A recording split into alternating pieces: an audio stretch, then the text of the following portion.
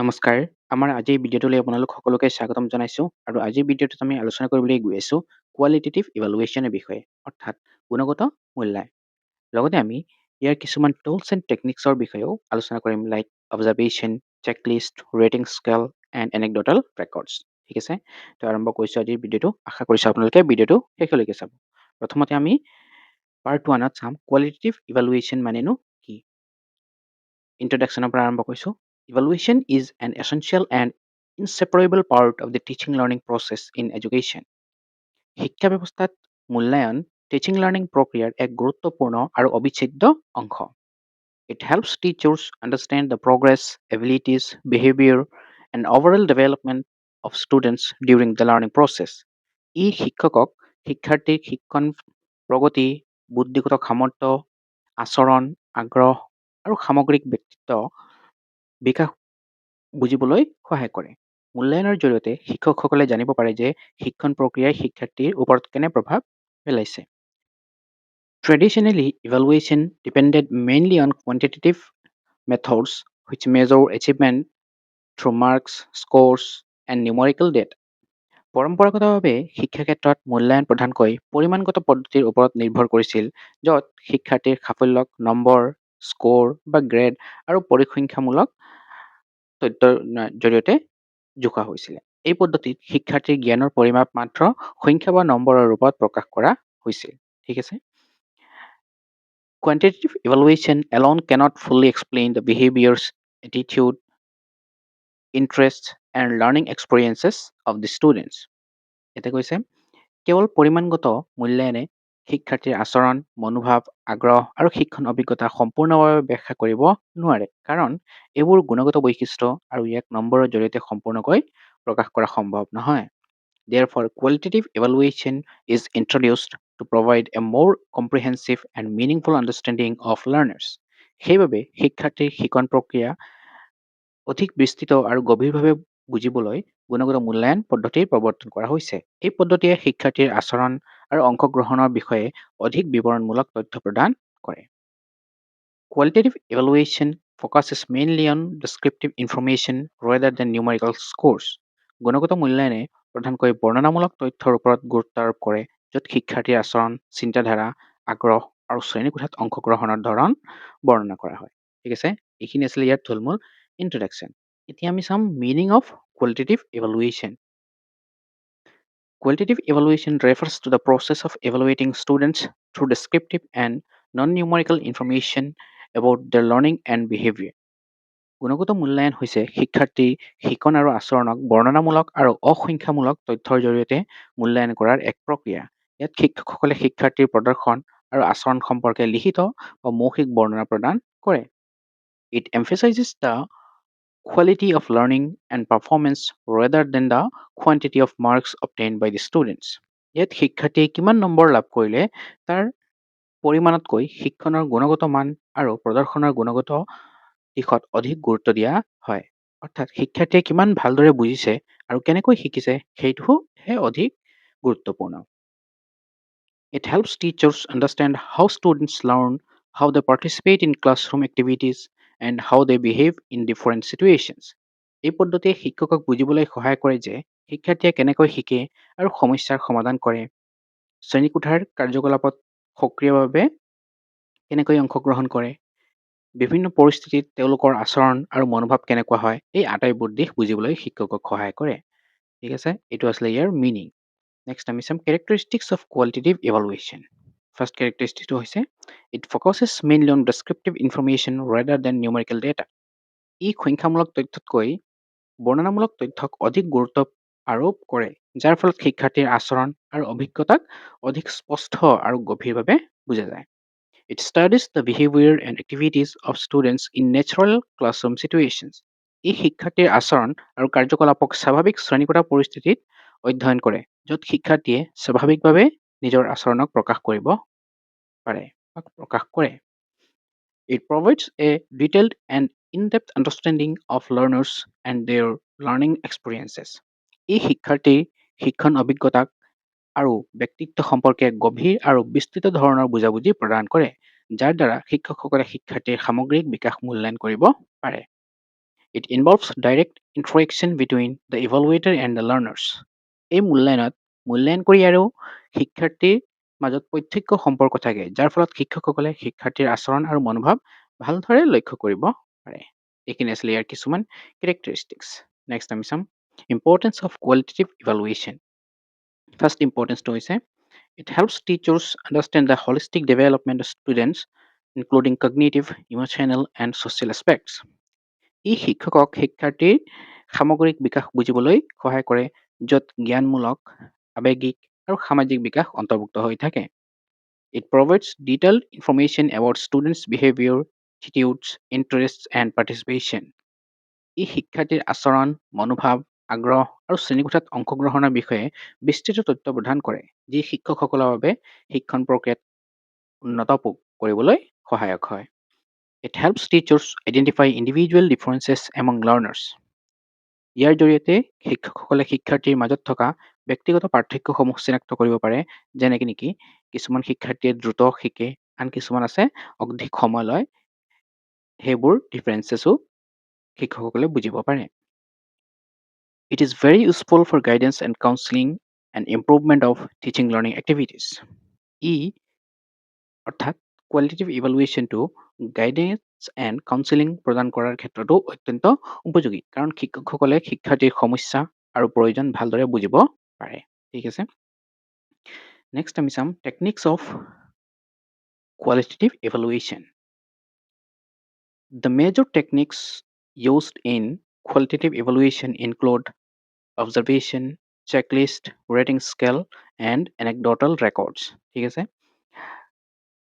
কোৱালিটেটিভ ইভালুৱেশ্যনৰ major যোনখিনি tools আৰু techniques আছে সেইখিনি হ'ল এই চাৰিটা। এতিয়া আমি এই চাৰিটাৰ বিষয়ে এটা এটাকৈ ইন ডিটেইলছ আলোচনা কৰিম। ফাৰ্ষ্টটো হৈছে আমাৰ অবজাৰভেশ্যন। প্ৰথমে আমি চাম meaning of observation. Observation is one of the most important techniques of qualitative evaluation used in education.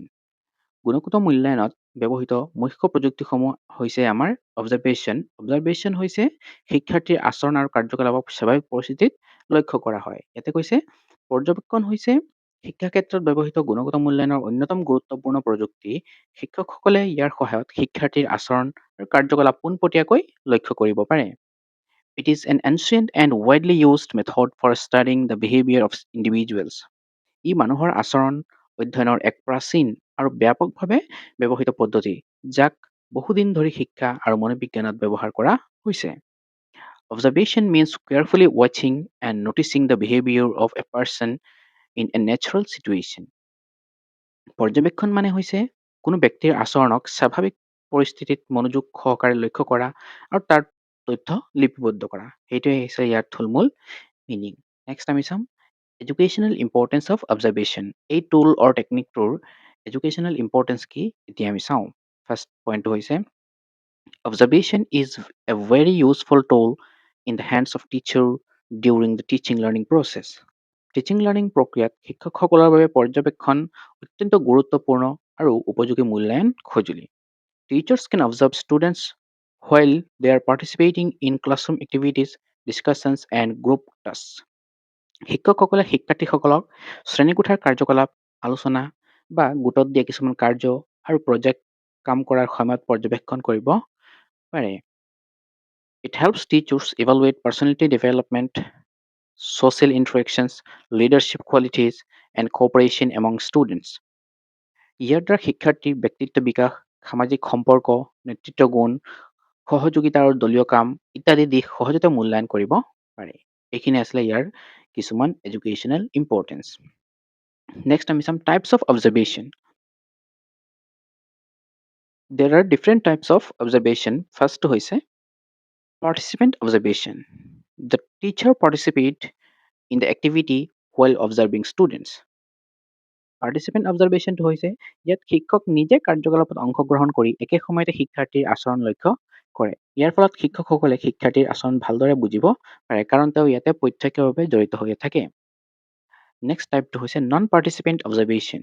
The teacher observes students without participating in the activity. ইয়াতে কি হয়, শিক্ষকে কাৰ্যকলাপত অংশ নলৈ কেৱল দূৰৰ পৰা শিক্ষাৰ্থীৰ আচৰণ লক্ষ্য কৰে। নেক্সট হৈছে আমাৰ structured observation.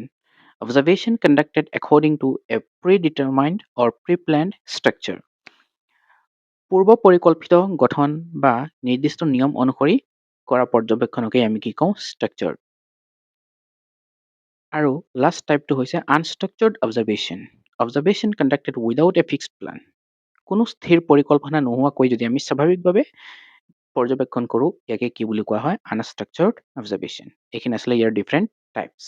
নেক্সট আমি চাম merits of observation।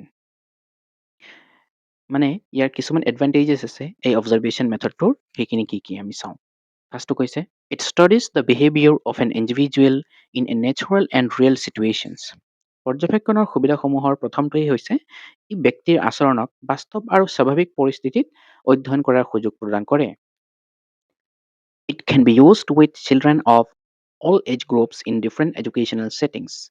ই সকলো বয়সৰ শিশুৰ ক্ষেত্ৰত বিভিন্ন শিক্ষাগত পৰিস্থিতিত ব্যৱহাৰ কৰিব পৰা যায়। এইটো হ'ল ইয়াৰ আন এটা মেৰিট। নেক্সট হৈছে it is particularly useful for understanding shy, reserved or problematic students। ই বিশেষকৈ লাজুক বা সংৰক্ষিত বা সমস্যাগ্ৰস্ত শিক্ষাৰ্থীক বুজিবলৈ অত্যন্ত সহায়ক হয়। It provides first-hand and direct information about learners। ই শিক্ষাৰ্থীৰ বিষয়ে প্ৰত্যক্ষ আৰু ফাৰ্ষ্ট-হেণ্ড তথ্য শিক্ষকক প্ৰদান কৰে। সেইকাৰণে এইটো এটা আন এটা গুৰুত্বপূৰ্ণ মেৰিট বুলি বা এডভান্টেজ বুলি আমি ক'ব পাৰোঁ এই টুলছৰ। ঠিক আছে। এতিয়া আমি গম পালোঁ যে এইখিনি ইয়াৰ মেৰিট আছে, কিন্তু যদিও ইয়াৰ মেৰিট আছে ইয়াৰ কিছুমান ডিমেৰিটছো আছে। নেক্সট আমি চাম ডিমেৰিটছ অফ অবজাৰভেশ্যন। ফাৰ্ষ্ট পইণ্টটো হৈছে there is a possibility of personal bias or prejudice on the part of the observer। পৰ্যবেক্ষণকাৰীৰ ব্যক্তিগত পক্ষপাত বা পূৰ্ব ধাৰণাৰ সম্ভাৱনা ইয়াতে থাকিব পাৰে, যাৰ ফলত মূল্যায়ন প্ৰভাৱিত হ'ব পাৰে। নেক্সটটো হৈছে only observable behavior can be recorded, internal feelings cannot be directly observed। ইয়াতে কৈছে কেৱল দৃশ্যমান আচৰণহে পৰ্যবেক্ষণ কৰিব পাৰি, কিন্তু ব্যক্তিৰ অন্তৰ্নিহিত যোনবোৰ অনুভূতি বা চিন্তাধাৰা সেইবোৰ আমি পোনপটীয়াকৈ ইয়াতে দেখা নাপাওঁ।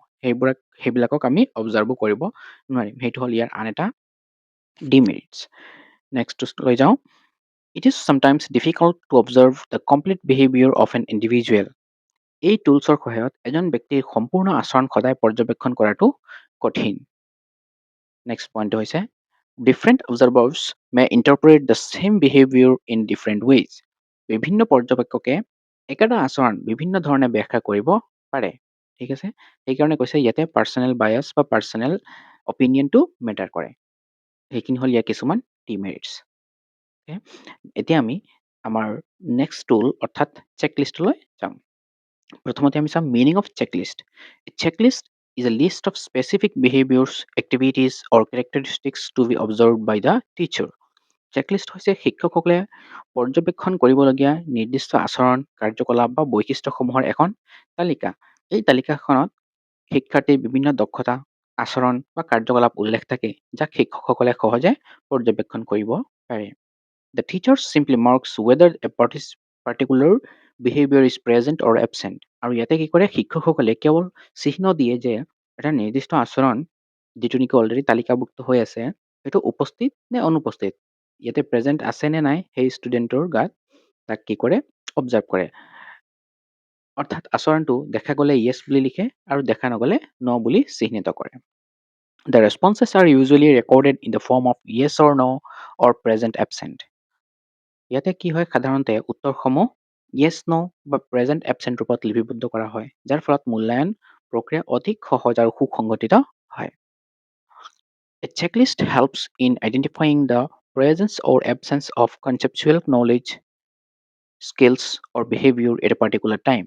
চেকলিষ্টে কোনো নিৰ্দিষ্ট সময়ত জ্ঞান, দক্ষতা বা আচৰণৰ উপস্থিতি বা অনুপস্থিতি চিনাক্ত কৰাত সহায় কৰে, যাৰ ফলত শিক্ষকসকলে শিক্ষাৰ্থীৰ অগ্ৰগতি সহজে মূল্যায়ন কৰিব পাৰে। ঠিক আছে। এইখিনি আছিলে ইয়াৰ থুলমূল মিনিং। নেক্সট আমি চাম কেৰেক্টাৰিষ্টিক্স অফ চেকলিষ্ট। ইয়াৰ কিছুমান বৈশিষ্ট্য। ফাৰ্ষ্টটো হৈছে it contains clear and specific statements of behaviours. ইয়াত স্পষ্ট আৰু নিৰ্দিষ্ট আচৰণমূলক বিবৃতি থাকে, যাৰ ফলত শিক্ষকসকলে পৰ্যবেক্ষণ কৰাৰ সময়ত সহজে বুজিব পাৰে। It focuses mainly on observable actions of students. ই প্ৰধানকৈ শিক্ষাৰ্থীৰ দৃশ্যমান আৰু পৰ্যবেক্ষণযোগ্য কাৰ্যকলাপত গুৰুত্ব আৰোপ কৰে, যেনে শ্ৰেণীকোঠাত অংশগ্ৰহণ, সহযোগিতা বা শৃংখলা আদিবোৰ অন্তৰ্ভুক্ত থাকে। It is simple, practical and easy to prepare and use. ই সহজ, ব্যৱহাৰযোগ্য আৰু শিক্ষকসকলৰ বাবে প্ৰস্তুত কৰা আৰু ব্যৱহাৰ কৰাটো সহজ, কাৰণ ইয়াৰ বাবে বিশেষ জটিল পৰিস্থিতিৰ বা প্ৰস্তুতিৰ প্ৰয়োজন নহয়। ঠিক আছে, এইখিনি আছিলে ইয়াৰ কিছুমান কেৰেক্টাৰিষ্টিক্স। নেক্সট আমি চাম types of checklist. Checklists are mainly of three types. First one is simple checklist. A simple checklist contains a list of behaviors or activities where the observer marks whether they are present or absent. এতিয়া কৈছে এটা সাধাৰণ চেকলিষ্টত কি হয়, আচৰণ বা কাৰ্যকলাপৰ এখন তালিকা থাকে য'ত পৰ্যবেক্ষকে কেৱল উপস্থিত নে অনুপস্থিত সেই দুটা বস্তু চিহ্নিত কৰিব লাগে। For example, participates in class discussion, তাত আমি খালি জাষ্ট কি মাৰ্ক কৰিব লাগে, য়েছ অৰ ন'। যদি পাৰ্টিচিপেট কৰিছে দেন য়েছ দিম, যদি পাৰ্টিচিপেট কৰা নাই দেন ন' দিম। দেন নেক্সট টাইপটো হয় ৱেইটেড checklist. A weighted checklist assigns different weights or scores to each behavior according to its importance.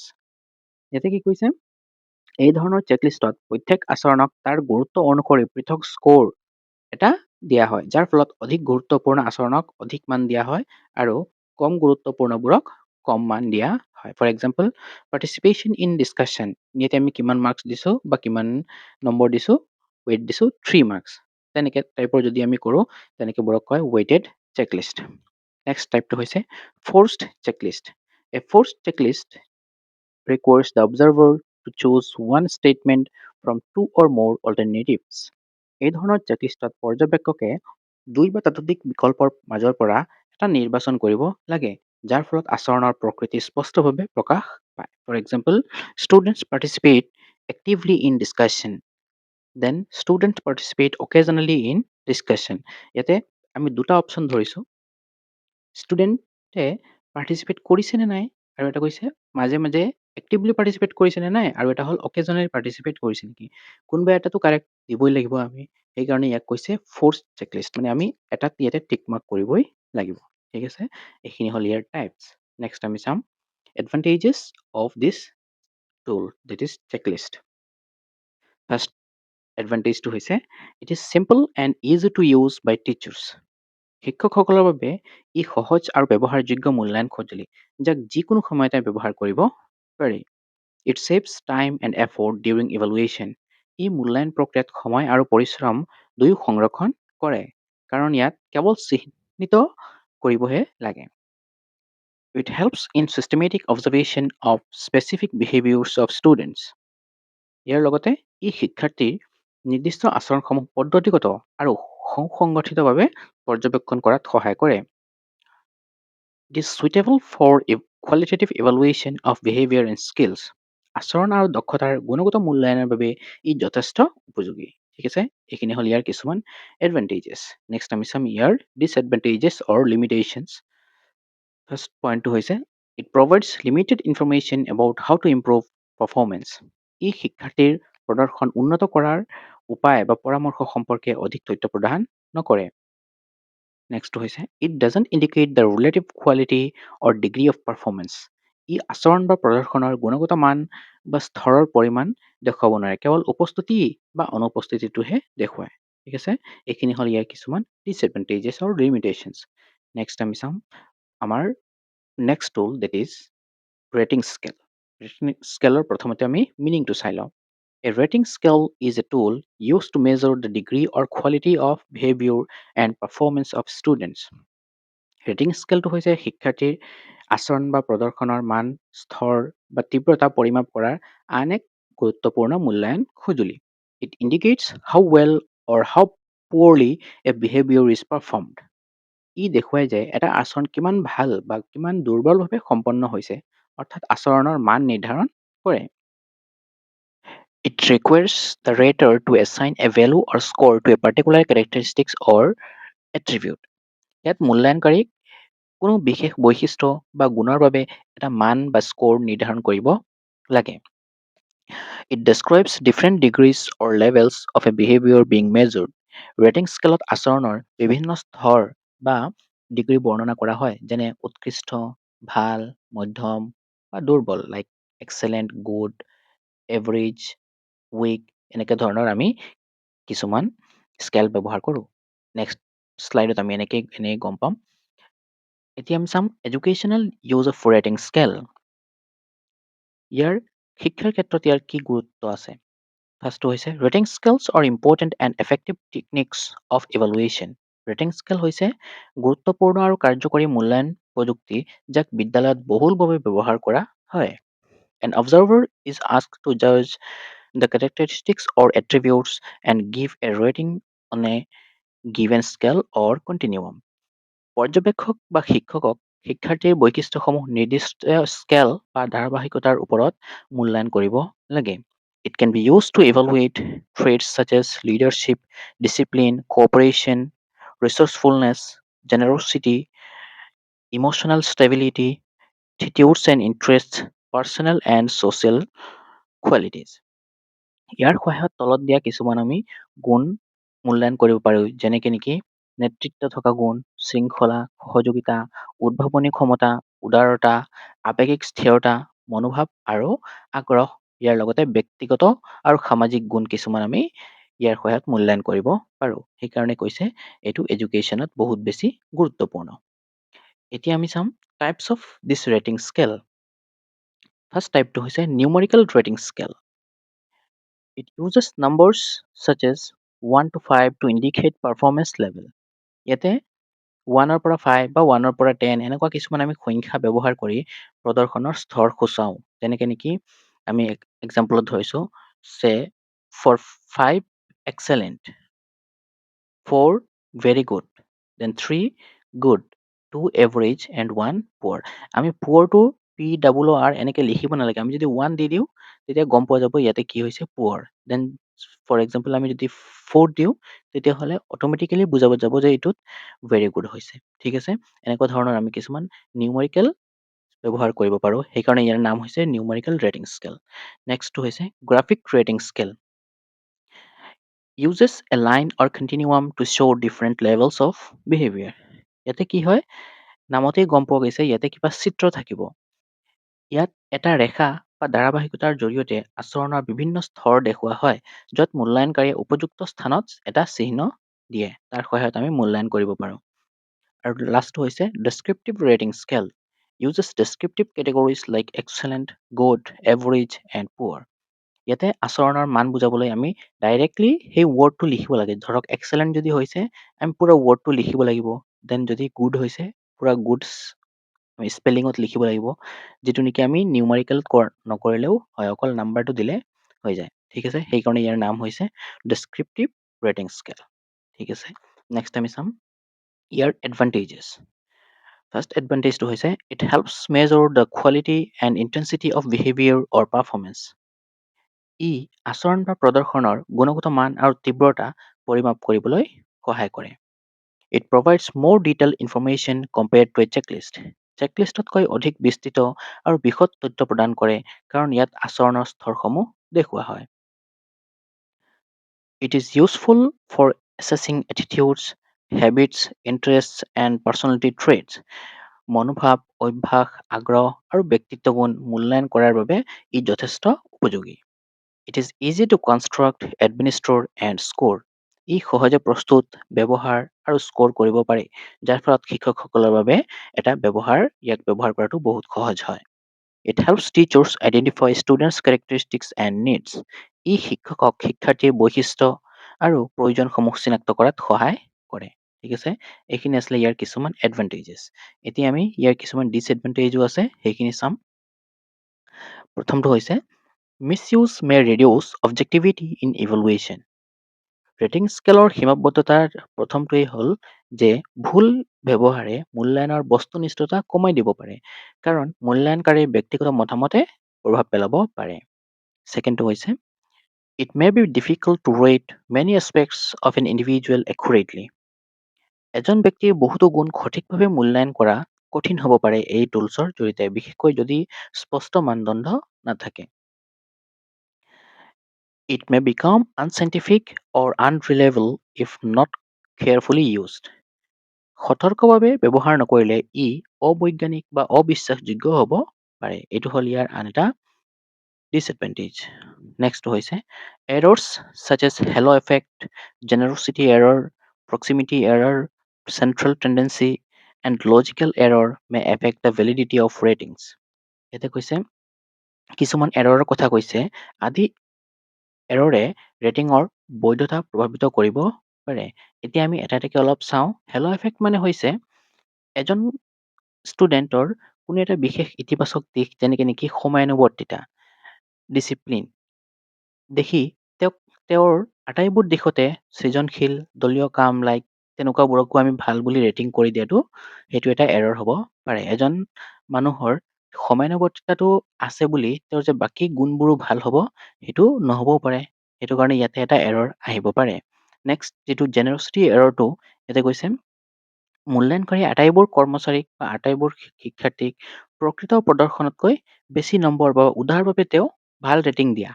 সেইটো আচলতে বায়াচনেছত গুচি যায় বা যিজন পৰীক্ষক বা মূল্যায়নকাৰী তেওঁৰ পাৰ্চনেলিটিৰ ওপৰতহে ডিপেণ্ড কৰে। সেইকাৰণে কৈছে এইটো আন এটা এৰৰ হ'ব পাৰে।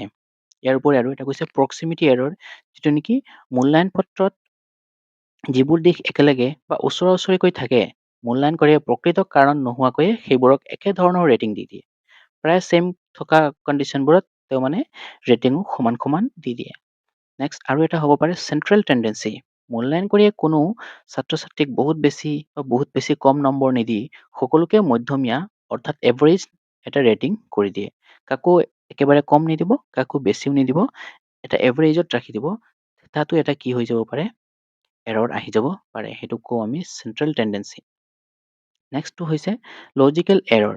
লজিকেল এৰৰ মানে কি মূল্যায়নকাৰীয়ে যুক্তিসংগত বুলি ধৰি লৈ দুটা পৃথক দিশক একে বুলি ভাবে।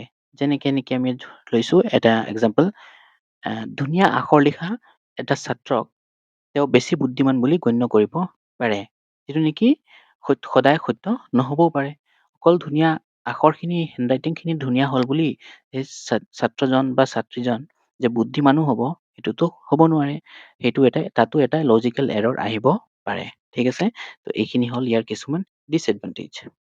এতিয়া আমি নেক্সট আমাৰ টুলটোলৈ যাওঁ, দেট ইজ anecdotal record. প্ৰথমতে আমি ইয়াৰ মিনিংটো চাম। Anecdotal record is a brief written description of a significant incident related to a student's behavior. Anecdotal record হৈছে শিক্ষাৰ্থীৰ আচৰণ সম্পৰ্কীয় গুৰুত্বপূৰ্ণ বা তাৎপৰ্যপূৰ্ণ ঘটনাৰ সংক্ষিপ্ত লিখিত বৰ্ণনা। It records important events that reveal personality traits, attitudes, or behavior patterns. এই শিক্ষাৰ্থীৰ ব্যক্তিত্ব গুণ, মনোভাৱ বা আচৰণৰ ধৰণ প্ৰকাশ কৰা ঘটনাসমূহ লিপিবদ্ধ কৰে। It is a factual description of meaningful events observed by the teacher in everyday classroom or outside classroom situations. এই শিক্ষকসকলে শ্ৰেণীকোঠা বা বিদ্যালয়ৰ দৈনন্দিন পৰিস্থিতিত পৰ্যবেক্ষণ কৰা ঘটনাৰ বাস্তৱ বিৱৰণ হ'ব পাৰে। The event is usually recorded immediately after it happens. সাধাৰণতে ইয়াতে কি হয়, ঘটনা এটা ঘটাৰ তৎক্ষণাত পিছতেই ইয়াক লিপিবদ্ধ কৰা হয় যাতে তথ্যটো সঠিক আৰু সম্পূৰ্ণ থাকে। ঠিক আছে, এইখিনি হ'ল ইয়াৰ কিছুমান মিনিং। এতিয়া আমি চাম ইয়াৰ কেৰেক্টাৰিষ্টিক্স। ফাৰ্ষ্ট কেৰেক্টাৰিষ্টিকটো হৈছে it describes specific incidents of student behaviour. ই শিক্ষাৰ্থীৰ আচৰণৰ নিৰ্দিষ্ট তাৎপৰ্যপূৰ্ণ ঘটনাসমূহ বৰ্ণনা কৰে। It is usually written immediately after the event occurs. এইটো অলৰেডি ক'লোৱেই। ই সাধাৰণতে ঘটনাটো ঘটাৰ লগে লগে ইয়াক লিখা হয় যাতে ইয়াতে কোনো ভুল তথ্য নোসোমায়। It is based on actual observation rather than assumption. ই ধাৰণা বা অনুমান নহয়, ইয়াতে বাস্তৱ পৰ্যবেক্ষণৰ ওপৰত ভিত্তি কৰি তথ্যবোৰ লিখা হয়। এইখিনি হ'ল ইয়াৰ কিছুমান কেৰেক্টাৰিষ্টিক্স। নেক্সট আমি চাম ইয়াৰ কিছুমান এডভান্টেজেছ। It provides detailed and meaningful information about individual students. ই ব্যক্তিগত শিক্ষাৰ্থীৰ বিষয়ে বিস্তৃত আৰু অৰ্থপূৰ্ণ তথ্য প্ৰদান কৰে। It helps teachers in guidance and counseling of learners. এই শিক্ষাৰ্থীসকলক গাইডেন্স এণ্ড কাউন্সেলিং প্ৰদান কৰাত সহায় কৰে। It is useful for understanding personality development and behavioral patterns. ই ব্যক্তিত্ব বিকাশ আৰু আচৰণৰ ধৰণ বুজিবলৈ শিক্ষকক সহায় কৰে। It helps the teacher identify the needs of the child and support proper development. এই শিক্ষকক শিশুৰ প্ৰয়োজন চিনাক্ত কৰি সঠিক বিকাশৰ বাবে সহায় কৰাত সুযোগ দিয়ে। It is useful for studying the progress of a child over a period of time. সময়ৰ লগে লগে এটা শিশুৰ উন্নতি আৰু বিকাশ অধ্যয়ন কৰিবলৈ ই যথেষ্ট উপযোগী। এইখিনি আছিলে ইয়াৰ কিছুমান এডভান্টেজেছ। নেক্সট আমি চাম disadvantages or limitations of this anecdotal record. First disadvantage হৈছে if it is carelessly recorded, the purpose may not be fulfilled. যদি অসাৱধানতাৰে ইয়াক লিপিবদ্ধ কৰা হয় তেন্তে ইয়াৰ উদ্দেশ্য পূৰণ কেতিয়াও নহ'ব। It is usually limited to observing one or two students at a time. সাধাৰণতে একে সময়তে এজন বা দুজন শিক্ষাৰ্থীকহে মাত্ৰ পৰ্যবেক্ষণ কৰিব পাৰি। সেই সকলো শিক্ষাৰ্থীৰ বাবে একেলগে ব্যৱহাৰ কৰাটো ইয়াক কঠিন। There is possibility of bias from the observer. আৰু ইয়াতে পৰ্যবেক্ষকৰ বা যোনে মূল্যায়ন কৰি আছে তেওঁৰ ব্যক্তিগত পক্ষপাতৰো সম্ভাৱনা থাকিব পাৰে। It may not provide a complete picture of the child's behavior. এই শিক্ষাৰ্থীৰ আচৰণৰ সম্পূৰ্ণ ছবি সদায় প্ৰদান নকৰে। ঠিক আছে, এইটো হ'ল এইখিনি আছিলে ইয়াৰ কিছুমান ডিসএডভান্টেজেছ। এতিয়া আমি এই গোটেইখিনি আলোচনাৰ পৰা আমি কি কনক্লুড কৰিব পাৰোঁ যে qualitative evaluation plays an important role in understanding the behavior, attitudes, interests, and personality development of students. গুণগত মূল্যায়নে শিক্ষাৰ্থীৰ আচৰণ, মনোভাৱ, আগ্ৰহ আৰু ব্যক্তিত্ব বিকাশ বুজিবলৈ অত্যন্ত গুৰুত্বপূৰ্ণ ভূমিকা পালন কৰে। Techniques such as observation, checklist, rating scale, and anecdotal records provide detailed descriptive information about learners. যেনেকৈ এই চাৰিটা টুলছ বা টেকনিকৰ কথা যে কৈছে, এই চাৰিওটাই কৈছে প্ৰযুক্তিসমূহে শিক্ষাৰ্থীৰ বিষয়ে বিস্তৃত আৰু বৰ্ণনামূলক তথ্য প্ৰদান কৰে। Therefore, both qualitative and quantitative evaluation methods should be used together for a valid and comprehensive evaluation. সেয়ে আমি শিক্ষাৰ্থীৰ সঠিক আৰু সম্পূৰ্ণ মূল্যায়নৰ বাবে গুণগত আৰু পৰিমাণগত দুই ধৰণৰ মূল্যায়ন পদ্ধতি একেলগে ব্যৱহাৰ কৰা উচিত। ঠিক আছে, এইখিনি আছিলে আজিৰ আমাৰ আলোচনাৰ বিষয়বস্তু। আশা কৰিছোঁ আপোনালোকে ভিডিঅ'টো শেষলৈকে চাইছে। ভিডিঅ'টো ভাল লাগিলে বন্ধু বান্ধৱীৰ লগত ভিডিঅ'টো শ্বেয়াৰ কৰি দিব আৰু চেনেলটো ছাবস্ক্ৰাইব কৰি দিব। আজিৰ ভিডিঅ' ইয়াতেই সামৰিছোঁ। ধন্যবাদ।